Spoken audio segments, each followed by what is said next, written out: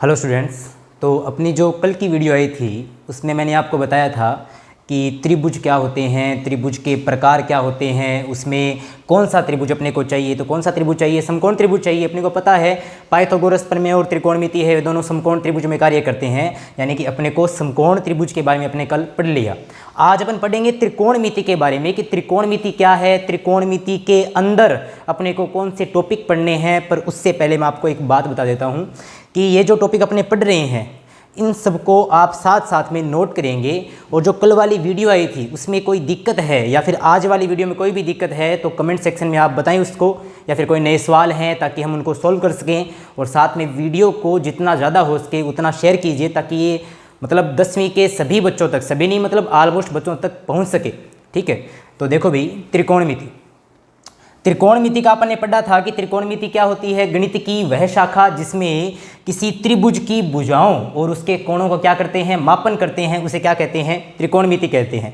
आज अपन पढ़ेंगे कि त्रिकोणमिति में अपने को कौन से टॉपिक पढ़ने हैं। एक बात याद रखना है कि जो भी टॉपिक मैं आज करवा रहा हूँ, ये जो कल वाली वीडियो है, आज वाली वीडियो है, दोनों का जो बेसिक है, इसमें प्रश्नावली संख्या 6, प्रश्नावली संख्या 7 और प्रश्नावली संख्या 8, ये बात रिवाइज करा रहा हूँ मैं आपको। प्रश्नावली संख्या 6, 7, 8 इन तीनों का बेसिक क्लियर हो जाएगा इस वीडियो से। ठीक है, तो देखो त्रिकोणमिति। त्रिकोणमिति में अपने पढ़ेंगे सबसे पहले नंबर एक अपन पढ़ेंगे त्रिकोणमितीय फलन कि त्रिकोणमितीय फलन क्या होते हैं, कितने होते हैं त्रिकोणमितीय फलन। नंबर 2 अपन पढ़ेंगे इसमें त्रिकोणमितीय अनुपात, त्रिकोणमितीय अनुपात। नंबर 3 अपन पढ़ेंगे त्रिकोणमितीय फलन हो गया, त्रिकोणमितीय अनुपात हो गया। नंबर 3 है वो है अपने पास त्रिकोणमितीय सारणी, त्रिकोणमितीय सारणी, ट्रिग्नोमेट्रिकल टेबल। और नंबर 4 अपने पास है वो है त्रिकोणमितीय सर्वसमीकाएं, त्रिकोणमितीय सर्वय समीकाएं, त्रिकोणमितीय सर्वय समीकाएं। और नंबर 5 अपने पास है वो है 90 माइनस थीटा वाले फॉर्मूलाज, सूत्र, 90 माइनस थीटा वाले सूत्र। ये अपने 5 चीज़ है। ये 5 चीज़ अपने को ध्यान रखनी है कि नंबर 1 त्रिकोणमितीय फलन, त्रिकोणमितीय अनुपात, त्रिकोणमितीय सारणी, त्रिकोणमितीय सर्वसमीकाएं और 90 माइनस थीटा वाले सूत्र। ये सब पढ़ लिया तो ये तीनों प्रश्नावलियां हैं, इनका बेसिक क्या हो जाएगा? क्लियर हो जाएगा। अब देखते हैं अपन।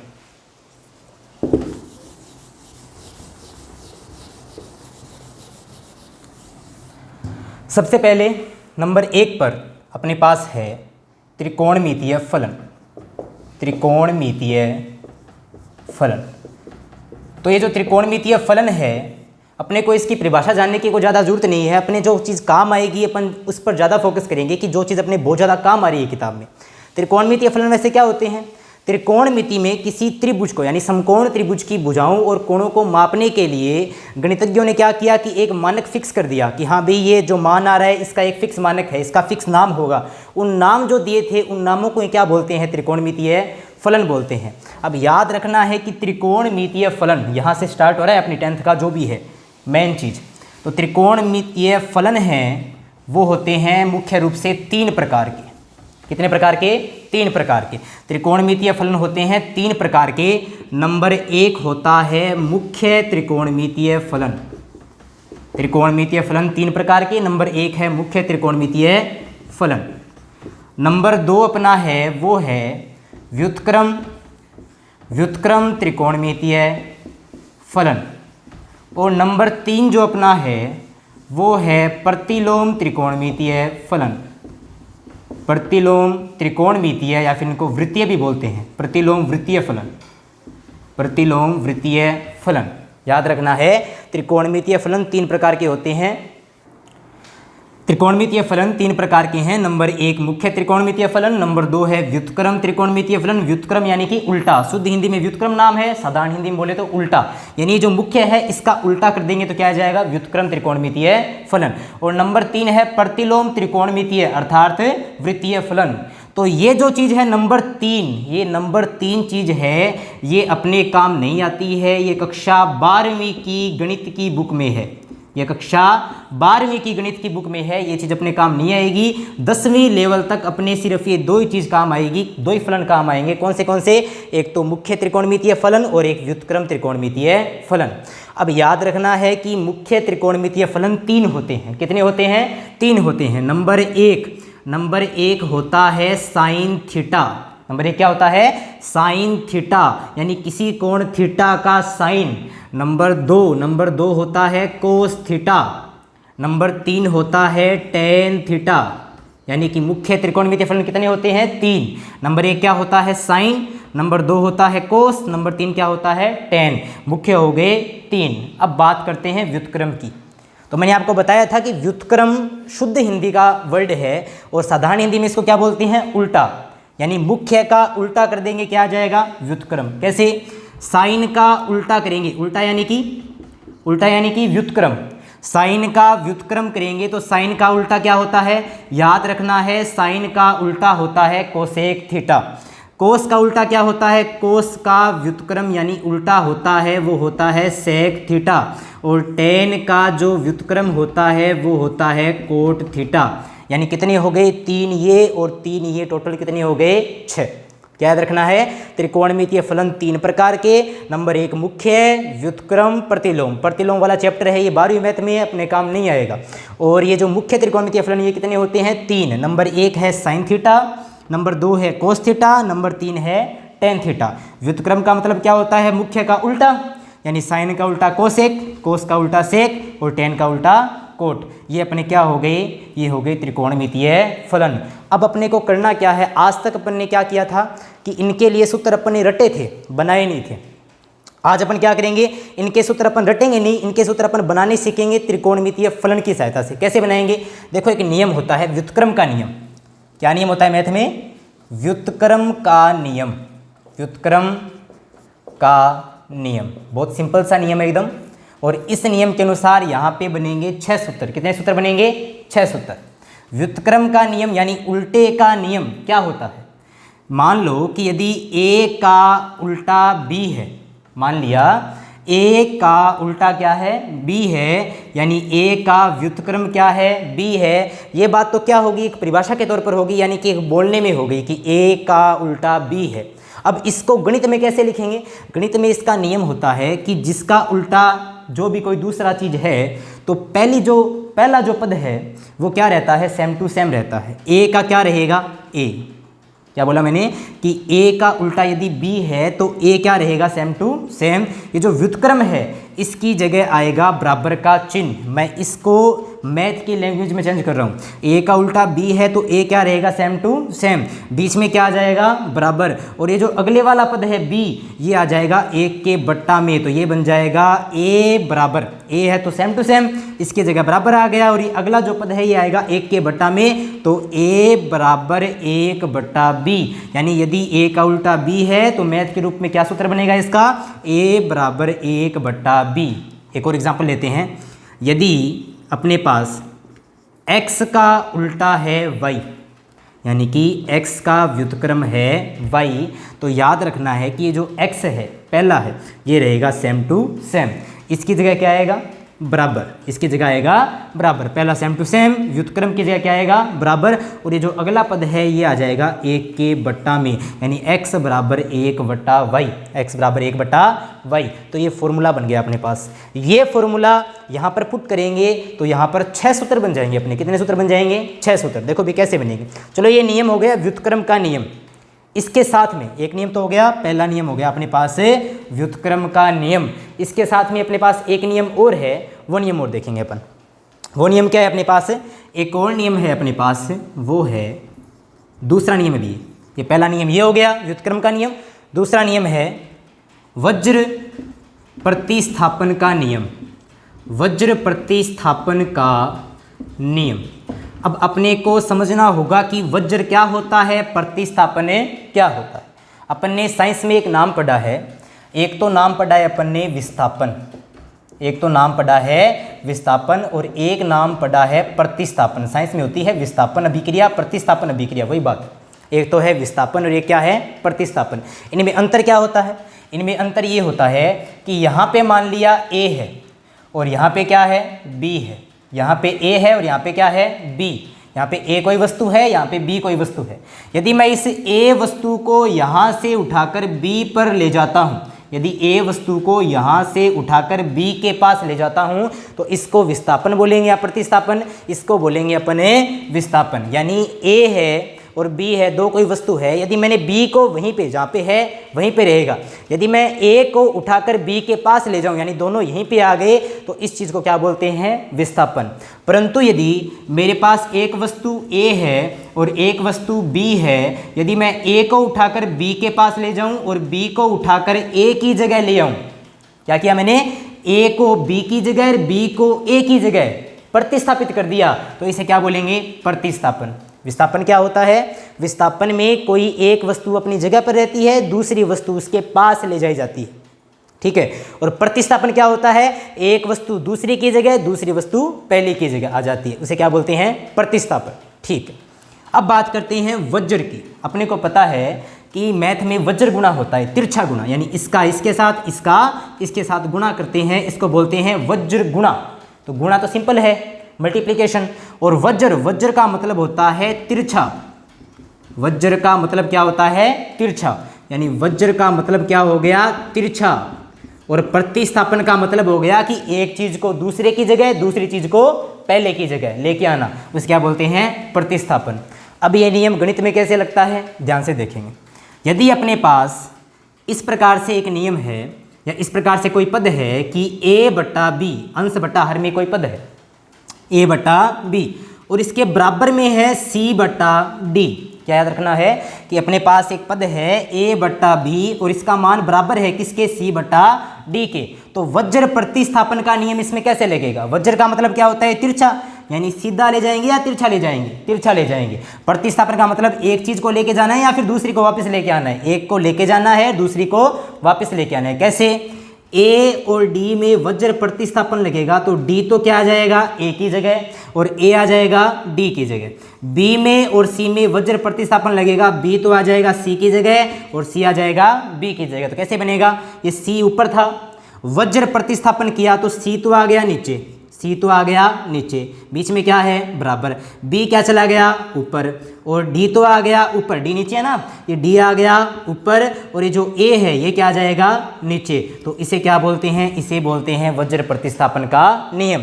तो यहाँ से अपने को साइन का उल्टा कोसेक, कोस का उल्टा सेक और टेन का उल्टा कोट, यहाँ से अपने को यदि सूत्र बनाने हैं तो अपने को दो नियम याद रखने हैं। पहला नियम, यदि किसी चीज़ का उल्टा कोई दूसरी चीज़ है, यानी ए का उल्टा बी है तो पहला सेम बीच में बराबर अगले वाला एक के बट्टा में, पहला नियम व्युत्क्रम का नियम। दूसरा नियम याद रखना है वज्र प्रतिस्थापन का नियम कि ऊपर वाला नीचे, नीचे वाला ऊपर, ऊपर वाला नीचे, नीचे वाला ऊपर, इसे बोलते हैं वज्र प्रतिस्थापन का नियम। और इस हिसाब से अपन त्रिकोणमितीय फलन के क्या बनाएंगे, सूत्र बनाएंगे। यहाँ पे 6 सूत्र सीधे बनेंगे, उसके अलावा 4-5 सूत्र और हैं, तो वो सूत्र अपने को याद करने हैं, नोट भी करने हैं।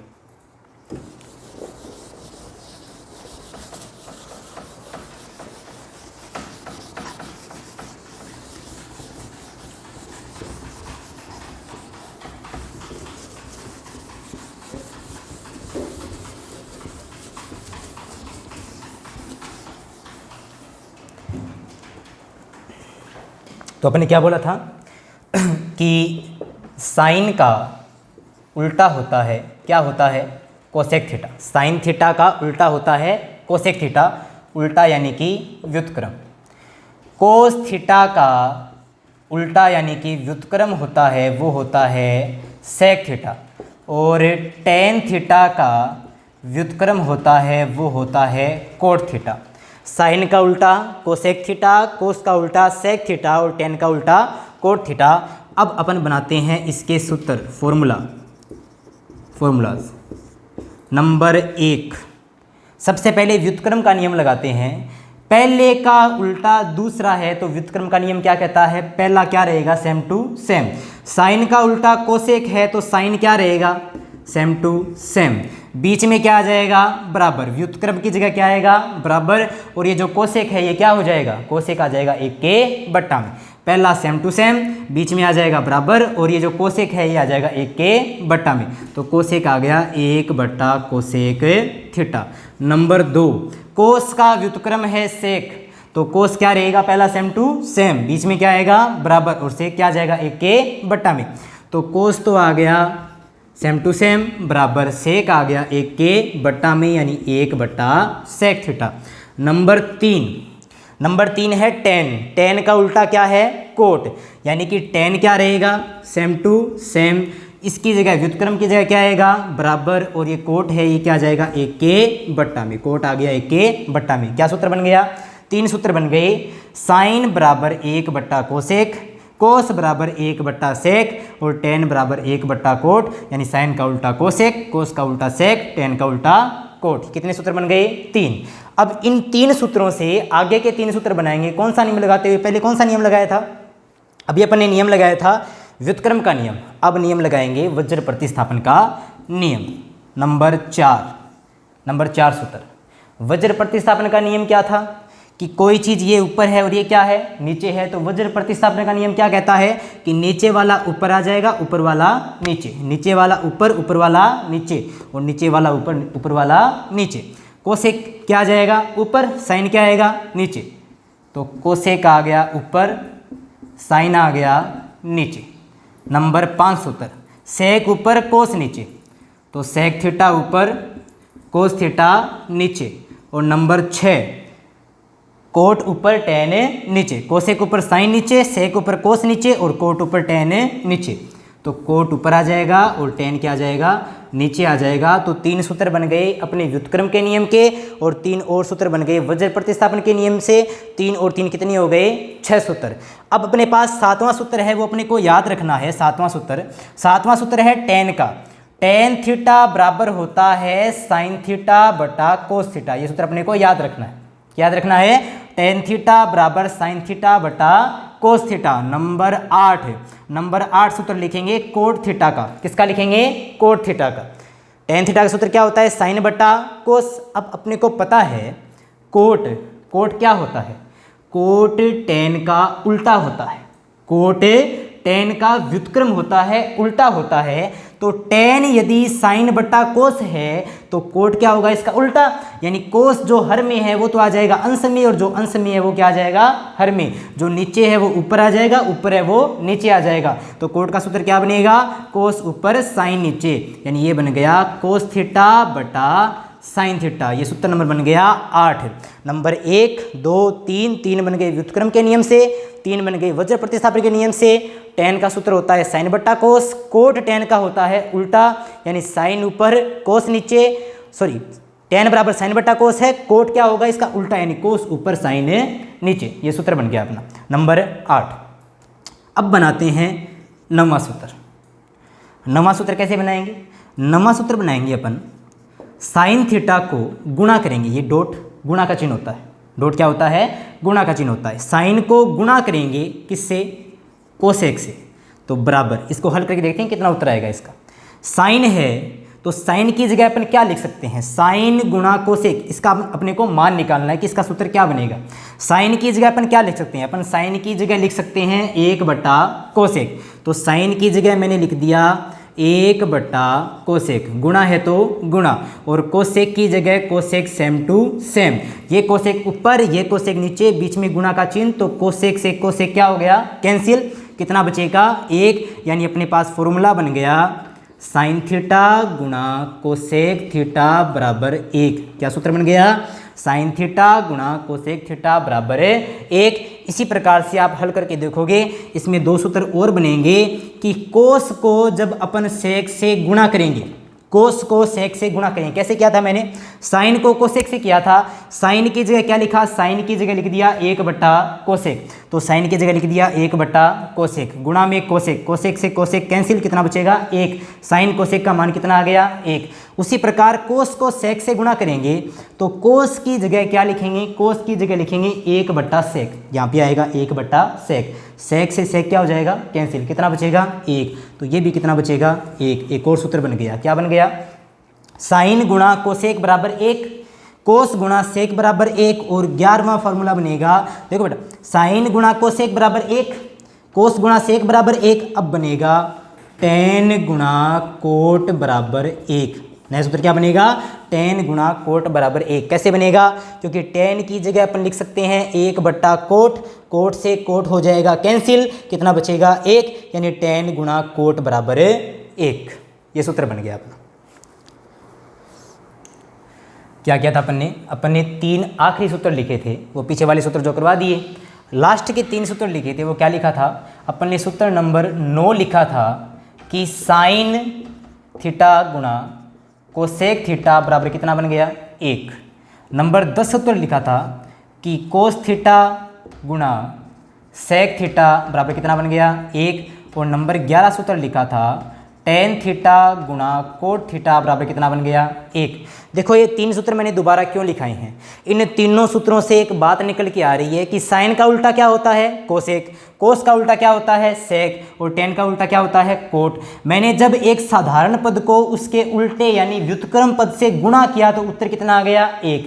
साधारण पद को व्युत्क्रम पद से गुणा किया, साधारण पद को व्युत्क्रम पद से गुणा किया, उत्तर कितने आ गए 1। तो अपने पास एक नियम बन गया और ये नियम अपने को याद भी रखना है। क्या याद रखना है, ये मैं नोट लिखा रहा हूँ आपको, आपको भी नोट करना है, नोट लिखा रहा हूँ भी। क्या है कि किसी साधारण पद को उसी के व्युत्क्रम पद से गुणा करने पर उत्तर हमेशा कितना आएगा 1 आएगा। क्या याद रखना है कि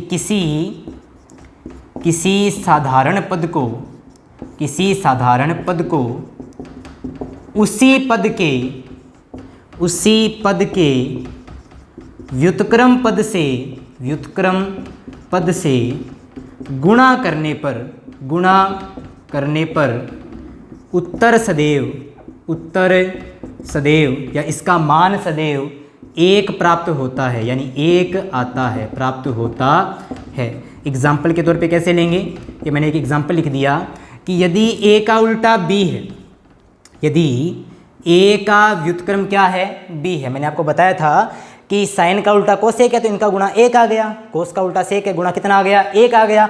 तो a का उल्टा b है तो सूत्र नियम क्या बनेगा, ये नियम क्या लगेगा इसमें, ये नियम लगेगा कि a का उल्टा यदि b है तो a और b को गुणा करेंगे तो इसका उत्तर भी कितना आएगा 1 आएगा। ये बात अपने को क्या रखनी है, याद रखनी है। क्या बात है कि किसी साधारण पद को उसके व्युत्क्रम पद से, साधारण पद को व्युत्क्रम पद से गुणा करने पर उत्तर सदैव कितना आता है 1 आता है। ये बात अपने को क्या रखनी है, याद रखनी है। तो अपना पहला टॉपिक जो था त्रिकोणमितीय फलन वो अपना कंप्लीट हो गया। इसमें 11 सूत्र बने हैं और ये 11 सूत्र अपने काम आएंगे प्रश्नावली संख्या 6 में 7 में, सॉरी प्रश्नावली संख्या 7 में, 6 में केवल सारणी काम आएगी।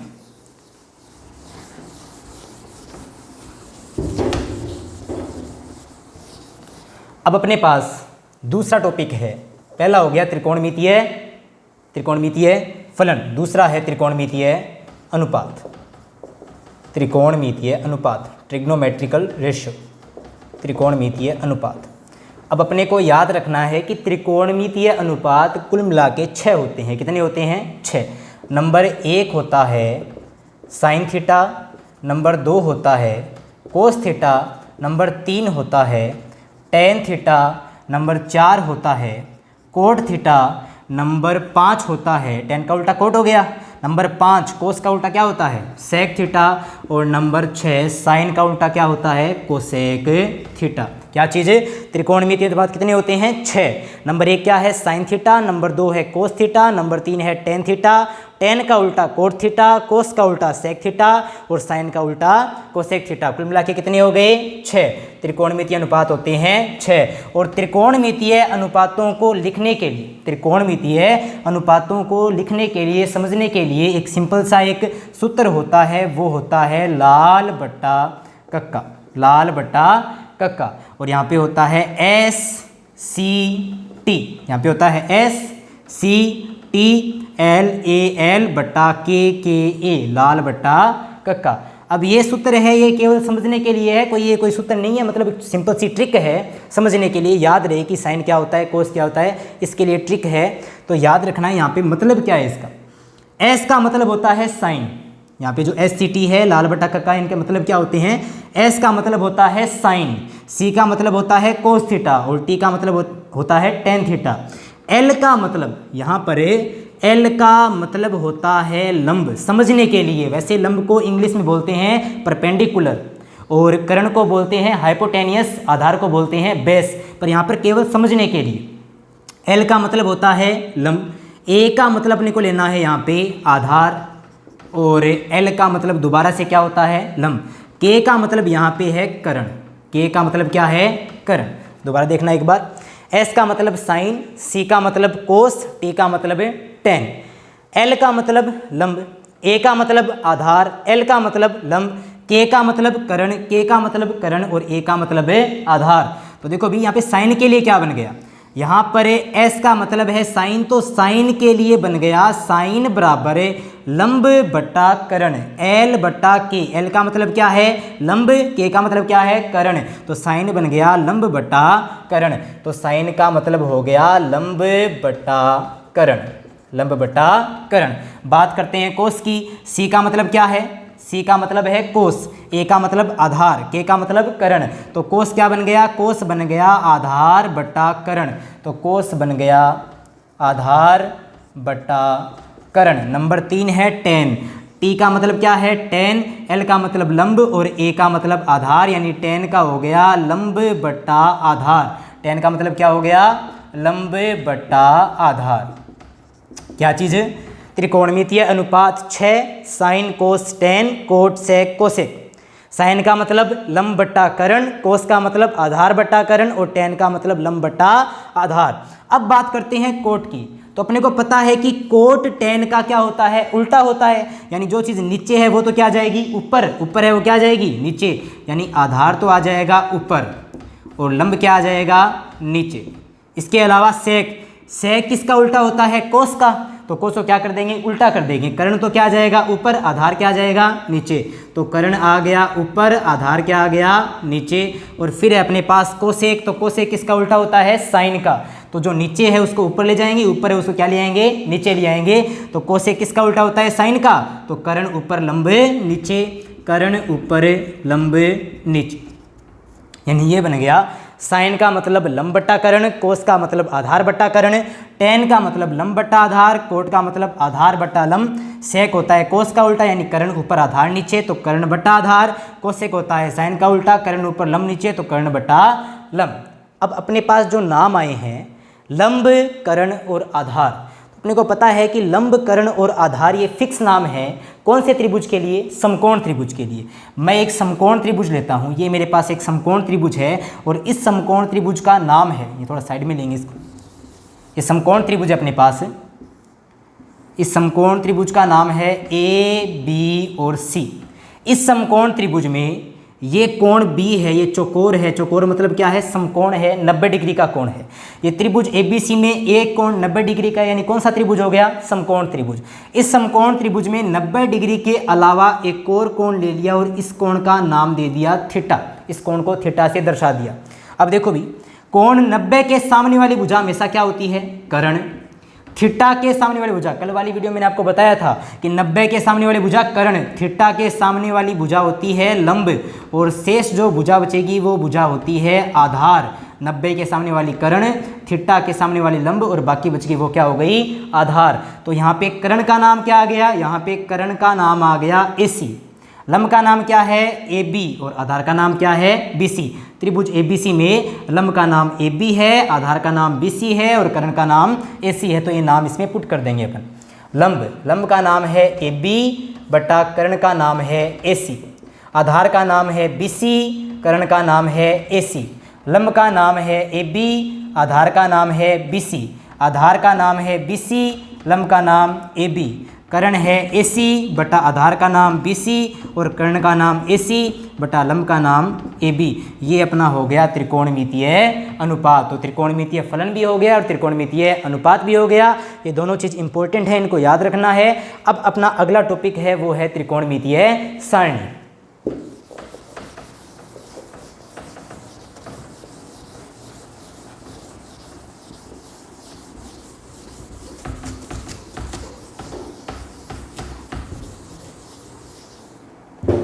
अपना टॉपिक है वो है त्रिकोणमितीय सारणी। तो अब अपना टॉपिक है त्रिकोणमितीय सारणी। त्रिकोणमितीय सारणी क्या होती है? त्रिकोणमितीय सारणी एक ऐसी सारणी होती है जिसमें अलग अलग कोणों के लिए साइन के, कोस के, टेन के, उनके जो व्युत्क्रम फलन है उनके मान दिए होते हैं, उनके मान निकालने होते हैं, जो प्रश्नावली संख्या 6 में केवल ये सारणी, केवल सारणी से प्रश्नावली संख्या 6 पूरी हो जाती है। कैसे है ये सारणी? सबसे पहले अपन एक टेबल बनाते हैं, सारणी बनाते हैं, और इस सारणी में 6 के 6 त्रिकोणमितीय अनुपातों को लिखते हैं। कौन से? नंबर 1 क्या होता है? Sine theta. नंबर 2 होता है कोस थीटा। नंबर 3 होता है टेन थीटा। नंबर 4 होता है कोट थीटा। नंबर 5 होता है सेक थीटा। और नंबर 6 होता है कोसेक थीटा। त्रिकोणमितीय सारणी है, उसमें 6 त्रिकोणमितीय अनुपात हैं, sine theta, cos theta, tan theta, cot theta, sec theta और कोसेक थीटा। इसमें यहाँ पे थीटा मैंने बताया था आपको कि थीटा का मतलब होता है कोण। थीटा का मतलब क्या होता है? कोण। कोण को किससे डिनोट करते हैं? थीटा से। तो यहाँ पे अपन थीटा के मान लेंगे। 10th क्लास में थीटा के जो मान अपने को चाहिए वो केवल 5 ही मान है। अपने को थीटा का 0 डिग्री मान चाहिए, अपने को थीटा का 30 डिग्री, उसके बाद 45 डिग्री, उसके बाद 60 डिग्री और उसके बाद कितना डिग्री? 90 डिग्री का मान चाहिए। सबसे पहले क्या चाहिए? 0 डिग्री, 30 डिग्री, 45 डिग्री, 60 डिग्री और 90 डिग्री। केवल 5 मान के लिए साइन कोस सेक के 6 के 6 फलन है, इसके लिए सारणी बनेगी और ये मान अपने ऑलमोस्ट काम आएंगे 10th की बुक में। तो देखो साइन थीटा, साइन थीटा की लाइन यानी इसका मान निकालने के लिए अपने पास एक सिंपल ट्रिक है। वैसे तो ट्रिक से मान नहीं निकलते हैं, इसका एक स्पेशल मेथड होता है। अगर आप लोगों को वो मेथड समझना है तो इस जो वीडियो बन रही है इसके कमेंट बॉक्स में आप बता देना कि आपको पूरा विस्तार से समझना है कि ये मान कैसे है, तो उसका भी अपन डिटेल से वीडियो बना देंगे। पर अभी के लिए बात करते हैं, अपने को सारणी याद रखनी है तो इसके लिए एक ट्रिक होती है। ट्रिक क्या होती है? अपने को साइन 0 का मान निकालना है, साइन 30 का मान निकालना है, साइन 45, 60 और 90 का मान निकालना है। तो अपने सबसे पहले इन सब के ऊपर लगाएंगे एक रूट का चिन्ह, सभी के ऊपर लगाएंगे रूट का चिन्ह। ये है रूट का चिन्ह यानी वर्गमूल, रूट का चिन्ह। अब रूट में लगाएंगे बट्टा, सभी में ये लगा दिया रूट में बट्टा, और बट्टा के नीचे हर में प्रत्येक जगह लिखेंगे 4 4 4 4 और 4। क्या किया? सबसे पहले सभी मान में ऊपर क्या लगा दिया? रूट। रूट में सभी के लगा दिया बट्टा, और बट्टा के नीचे सभी में क्या लिखेंगे? 4 4 लिख दिया। अब यहाँ से स्टार्ट करेंगे 0 से। कहाँ से स्टार्ट करेंगे? 0 से। तो यहाँ पे लिख दिया मैंने 0, यहाँ पे 0 के बाद 1, 1 के बाद 2, 2 के बाद 3, 3 के बाद 4। क्या किया? रूट का चिन्ह, रूट के चिन्ह में बट्टा, बट्टा के नीचे 4 4 और ऊपर 0 1 2 3 4, और इनको हल करेंगे तो साइन की पूरी लाइन आ जाएगी। कैसी आएगी? रूट 0/4, 0 में 4 का भाग देंगे। देखो रूट 0/4, 0 में 4 का भाग देंगे तो उत्तर आ जाएगा 0 यानी रूट 0, और रूट 0 का मान होता है 0 यानी साइन 0 डिग्री का मान भी कितना आ गया? 0। मैंने इसको हल किया, उत्तर कितना आ गया? 0 यानी साइन 0 डिग्री का मान भी कितना आ गया? 0। अब बात करते हैं साइन 30 डिग्री की। अपने पास है रूट 1/4 यानी 1 पर भी रूट है, बट्टा 4 पर भी क्या है? रूट है। अपने को पता है कि 1 और 4 आपस में कटते नहीं हैं, तो रूट 1 का मान फिक्स है, रूट 1 का मान होता है 1 और रूट 4 का मान होता है 2, यानी रूट 1/4 का मान आ गया 1/2, यानी यहाँ पे लिखेंगे 1/2। तो साइन 30 डिग्री का मान कितना आ गया? 1/2। अब बात करते हैं साइन 45 डिग्री की, तो ये है रूट 2/4। कितना है? रूट 2/4। ये जो 2 और 4 है ये आपस में कटते हैं, तो 2 1 का 2, 2 दूआ 4, ये बन गया रूट में। देखो 2 1 का 2, 2 दूआ 4, रूट में बन गया 1/2। अब अपने को पता है कि रूट 1 का मान होता है 1, रूट 1 का मान कितना होता है? 1, परंतु रूट 2 का मान होता है 1.414 के आसपास। क्या होता है? 1.414। किसका मान? रूट 2 का मान। तो अपन रूट 2 का मान लिखेंगे 1.414, परंतु अपने को एक बात याद रखनी है कि दशमलव के मान सारणी में नहीं लिखने हैं। तो क्या करेंगे? अपने को पता है ये रूट 1/2 आ गया, रूट 1 का मान फिक्स है 1 आ गया, बट्टा है तो बट्टा आ गया, रूट 2 का मान पॉइंट में नहीं लिख सकते, तो क्या करेंगे? रूट 2 को रूट 2 सेम टू सेम लिख देंगे। क्या लिखेंगे? रूट 1 का मान 1 बट्टा है तो बट्टा, √2 का मान पॉइंट में आता है, नहीं लिखना है तो √2 का √2 रखेंगे सेम टू सेम, यानी साइन 45 डिग्री का मान आ गया 1/√2, ये मान आ गया।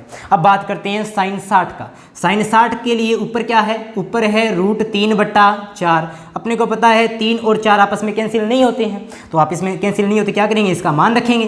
√3 याद रखना है, √3 का मान होता है 1.732, तो ये मान किस में आ गया, दशमलव में। सारणी में दशमलव में कोई भी मान नहीं रखना है, इसलिए √3 का मान √3 ही सेम टू सेम रखेंगे। बट्टा है तो बट्टा।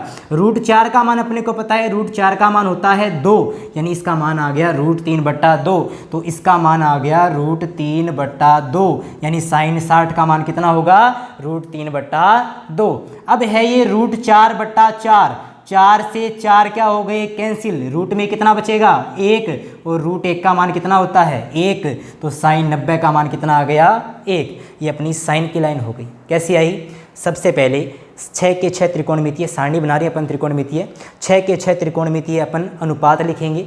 थीटा के कौन से मान लेंगे, 0 डिग्री का मान, 30 डिग्री, 45 डिग्री, 60 डिग्री, 90 डिग्री, इनके अलावा अपने को कोई मान नहीं चाहिए। उसके बाद में इसका ट्रिक क्या होता है, इसका ट्रिक होता है सभी के ऊपर क्या लगा देंगे अपन, रूट में लगाएंगे बट्टा, बट्टा में क्या लिखेंगे 4 4, और ऊपर 0 1 2 3 4। इसको हल करेंगे तो ये मान आ गया साइन 0 का 0, साइन 30 का 1/2, साइन 45 का 1/√2, साइन 60 का √3/2, और साइन 90 का मान आ गया 1। कितना आ गया, 1। अब क्या करना है, अब निकालना है अपने को कोस का मान। तो कोस का मान निकालने की आवश्यकता नहीं है, इसकी एक सिंपल सी ट्रिक है। क्या ट्रिक है,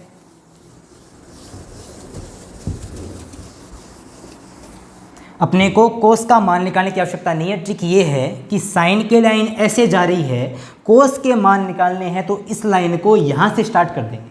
सबसे पहले क्या लिखेंगे, 1, सबसे पहले यहाँ पे क्या है 0, फिर 1/2, 1/√2, √3/2 और 1।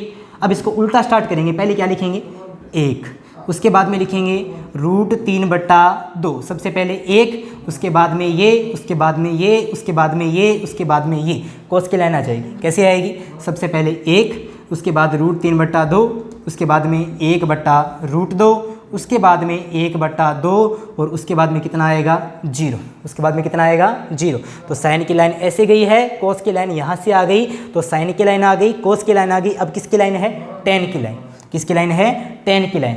अपन ने tan का एक फॉर्मूला पढ़ा था कि tan थीटा बराबर होता है साइन थीटा बटा कोस थीटा। इसका मतलब क्या है, इसका मतलब है कि यदि अपन साइन के मान में, यदि अपन साइन के मान में कोस के मान का भाग देते हैं, बट्टा का मतलब क्या होता है, भाग, यदि अपन साइन के मान में कोस के मान का भाग देते हैं तो जो उत्तर आएगा वो किसका आएगा, tan का आएगा।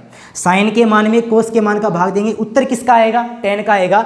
तो ये किसका मान है, साइन का, ये किसका मान है, कोस का, इसमें इसका भाग देंगे, उत्तर किसका आएगा, tan का। ये साइन का मान है, कोस का मान है, साइन का मान है, कोस का मान, यानी ऊपर वाली लाइन में, साइन की लाइन में कोस की लाइन का भाग देंगे, कौन सी लाइन आ जाएगी, tan की लाइन। ये बात अपने को याद रखनी है। तो 0 में 1 का भाग देंगे, 1/2 में √3/2 का भाग देंगे, इसमें इसका भाग और इसमें इसका भाग देंगे, किसकी लाइन आ जाएगी, tan की लाइन। उसके लिए अपने को एक बात याद रखनी है। क्या याद रखना है, अपन ने मान लिया x, क्या मान लिया, x। ये x क्या है, x को मान लिया कोई भी संख्या, ये कोई भी एक संख्या हो सकती है, 0 1 2 3 4, कोई भी एक संख्या है x, कोई भी संख्या, x को मान लिया कोई भी संख्या। तो अपने को कुछ नियम याद रखने हैं। क्या नियम याद रखने हैं, किसी भी संख्या 0 में, किसमें, 0 में किसी भी संख्या का भाग देने पर उत्तर हमेशा कितना आएगा, 0 आएगा। ये बात याद रखनी है, 0 में किसी भी संख्या का भाग देने पर उत्तर कितना आएगा, 0। x का मतलब कोई भी संख्या, 1 2 3 4 कुछ भी हो सकती है। उसके बाद में दूसरा नियम है, किसी भी संख्या में 0 का भाग देने पर उत्तर आएगा अनंत। उत्तर क्या आएगा, अनंत। ये होता है अनंत, और अनंत का मतलब होता है अपरिभाषित, जिसकी कोई परिभाषा न हो, जिसका कोई अंत न हो, वो अनंत होता है। क्या नियम, 0 में किसी भी संख्या का भाग देने पर उत्तर कितना आएगा, 0। किसी भी संख्या में 0 का भाग देने पर उत्तर कितना आएगा, अनंत। और समान संख्या में समान संख्या का भाग, यानी जो यहाँ पे है वही नीचे है, समान संख्या में समान संख्या का भाग कितनी बार जाता है, 1 बार। ये 3 नियम क्या रखने हैं, याद रखने हैं। अपने को क्या करना था, अपने को tan की लाइन निकालनी है। tan कैसे आएगा, साइन बट्टा कोस, tan होता है साइन बट्टा कोस, यानी साइन में कोस का भाग देंगे क्या आ जाएगा, tan। ये साइन का मान है, ये कोस का मान है, इसमें इसका भाग देंगे तो क्या आ जाएगा, tan। चलो भाग देते हैं। 0 में 1 का भाग देंगे, 0 में किसी भी संख्या का भाग देने पर उत्तर कितना आता है, 0। 1 में 0 का भाग देंगे, किसी भी संख्या में 0 का भाग देने पर उत्तर कितना आता है, अनंत। देखो भी 0 में किसी संख्या का भाग 0, किसी संख्या में 0 का भाग अनंत, तो 0 में किसी संख्या का भाग 0 और किसी संख्या में 0 का भाग अनंत। समान संख्या में समान संख्या का भाग जाता है एक बार, समान संख्या में समान संख्या का भाग जाता है एक बार। अब 1/2 में भाग देना है √3/2 का, तो 1/2 में भाग देना है √3/2 का, तो अपने को नियम पता है, अंश बटा हर में भाग देते हैं तो पहला मान रहता है सेम टू सेम, भाग बदल जाएगा गुणा में, 2 आ जाएगा ऊपर, √3 आ जाएगा नीचे, 2 से 2 कट गया, कितना बचेगा 1/√3, उत्तर आ गई 1/√3, यानी इसमें इसका भाग देंगे, उत्तर आ गया 1/√3।